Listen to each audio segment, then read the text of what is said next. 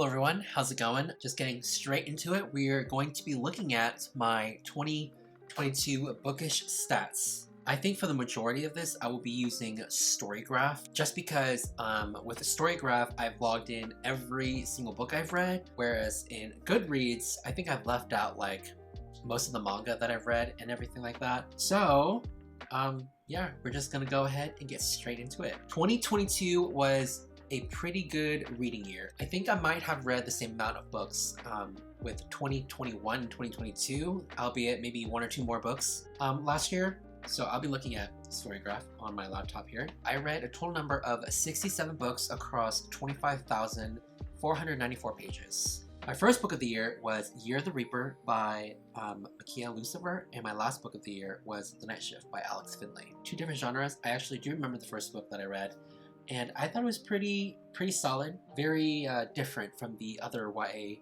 fantasy books that I've read. It's a lot more darker and more mature, I think. All right, so let's look at the number of books and pages read per month in 2022. My best reading month was in June, I think, where I read 21 books, and that came out to a total number of 4,509 pages.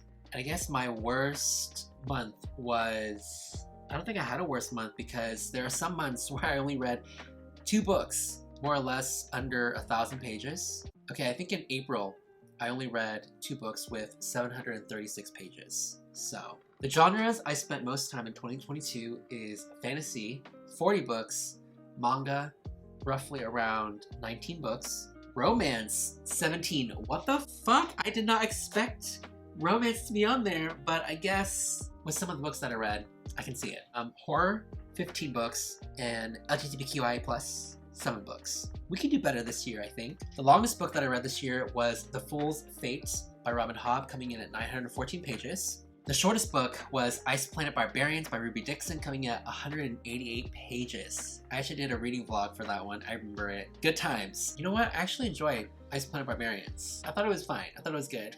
So the average length of books that I read in the year was around 386 pages, which not bad. So the authors I spent most time in 2022, of course, manga, given that I've read 11 volumes in one series. Chainsaw Man. We have Tatsuki Fujimoto, 11 books. Robin Hobb with 9 books coming through. How did I read 9 Robin Hobb books? 1, 2, 3, 4, 5, 6, 7, 8, 9. And coming in at 3rd place with Tatsuya Endo with Spy Family. In 2022, my average rating was 3.57, which I think is a step up from last year, maybe. My top 22 5-star reads, I'll leave it right here, and my average 2022 ratings. So I have 3 books I gave 1 star, 8 books I gave 2 stars, 12 books I gave 3 stars, a whopping 35 books I gave 4 stars, 1 book I gave a 4.5, and 8 books I gave 5 stars. I think overall this is a little skewed just because it's on Storygraph and it doesn't count like, well, it does count half stars, but on Goodreads it doesn't. So I, imported all that, and so, but I guess it's somewhat accurate. Some months were better than others. Okay, so I guess in September, I had the highest average rating of a 4.75, but in September, that's why I read most of Robin Hobb's the 3rd trilogy in that series. And so November was not my favorite month with an average rating of 2.0 star.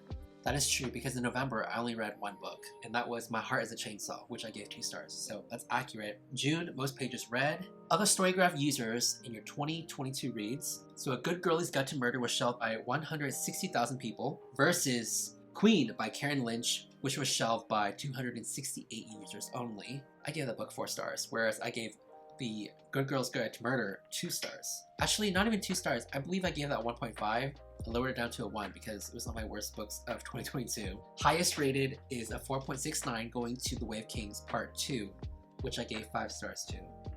50 of the books I read were part of a series. I'm a big series person, I think, in 2022. I read a few books, and I pretty much finished all the books I picked up this year. No DNFs. That's actually not true. I think I picked up, I can count on like one hand, a few books that I wanted to read but didn't really finish. I wouldn't call it a full DNF though, because I do plan on getting back to them at some point or another. And around 31 books I read were from my own shelves. I think there were more than that just because I didn't mark it on the shelf, or I didn't mark it as I own. This year, I'm trying to read as many of the books as I can that I own from my bookshelf. Just because I think in the next couple of years, I want to do a big purge and maybe start off from scratch again. Not like get rid of every single book that I own, keep my favorites and all that, but I do want less because moving those books were a fucking pain in the ass. 30 boxes of books, you guys. Backbreaking. All right, so that is basically for my story graph, right? All right, let's look at my moods, I guess. 67 books, 25,000 pages. The top 3 biggest moods for me were adventurous, which tracks, dark, also tracks, and emotional. Now the bottom 3 moods were sad, challenging, and hopeful. All right, for pacing, 31 books medium, 11 books were slow, and 37% fast. So I guess there was a good influx, a good balance between fast and medium books.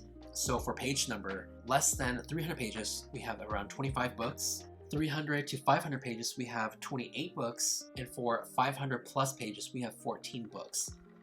I'm pretty proud of those 14 books because it's always a huge feat every time I read any book that's more than 500 pages. So kudos, pat on my shoulder, kudos to me. For fiction and nonfiction, we have a huge discrepancy because we have 99% fiction and 1% nonfiction. I think the only nonfiction book that I read last year was I'm Glad My Mom Died by Jeanette McCurdy, which was phenomenal. So my top 3 genres, not surprising. Coming at number 1 is fantasy with 40 books. Manga, 19 books, and romance. I cannot believe romance made it to the top 3. What romance books did I read? Prince of Sorrows, Blood Bonds, I Spent Barbarians, Ruby Fever, Broken Bonds, House of Sky and Breath, You Reached Sam. Okay, that kind of tracks. Okay, so I can understand why romance was number 3. You have horror, LGBTQIA, young adults. How many young adult books did I read this year? I read 6 YA books. Literary, also 6. Thriller, only 4. 4 thriller books. Hoping to change that this year. And my bottom 3 is memoir, which is I'm Glad My Mom Died, historical, and crime. Okay, so that's story graph. Let's check out Goodreads real quick. So my year in books, again, it's like literally half the amount of books that I read. That's not even shown here. But 34 books read with 16,000 pages. I'm just gonna double that. Average book length in 2022 is 493 pages.